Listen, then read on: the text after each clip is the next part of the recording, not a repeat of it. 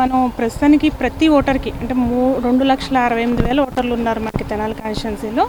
అందరికీ enumeration forms distribute చేయడం జరిగింది ఫస్ట్ ఫేజ్లో బిఎల్ఓస్. అలాగే ఇప్పుడు ఆ ఎన్యూమరేషన్ ఫామ్స్ కలెక్ట్ చేసుకుని మనం డిజిటలైజ్ చేస్తాము.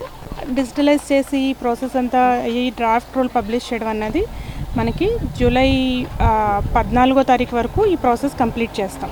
సో దీనికి సంబంధించి ఈ అన్ని ఎన్యూమరేషన్ ఫామ్స్ని కలెక్ట్ చేసుకోవాల్సింది కాబట్టి ఫీల్డ్లో బిఎల్ఓలతో పాటు సూపర్వైజర్లతో పాటు ఏఈఆర్ఓలు ఈఆర్ఓ అందరూ కూడా ఫీల్డ్లో ఉండి వర్క్ చేసి అంటే కరెక్ట్గా ఈ ఎలక్టోరల్ రోల్ని కరెక్ట్గా చేయాలన్నది ఇక్కడ దీని లక్ష్యం అన్నమాట.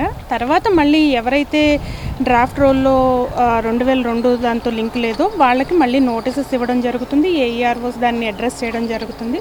ప్రతి ఓటరు ఎక్కడ కూడా మిస్ కావడం అన్నది జరగదు. జెన్యూన్ ఓటర్స్ మిస్ కావడం ఇది ఒక మిస్కన్సెప్షన్ ఉంది మనకి పబ్లిక్లో.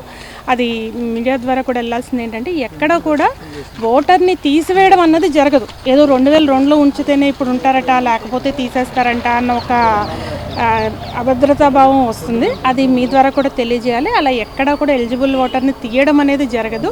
సో ప్రతి వారికి నోటీస్ ఇచ్చి హియరింగ్ ఇచ్చి వాళ్ళు ఏదో ఒక వాళ్ళ ఐడెంటిటీ కార్డ్ ప్రూఫ్ సబ్మిట్ చేయగానే మళ్ళీ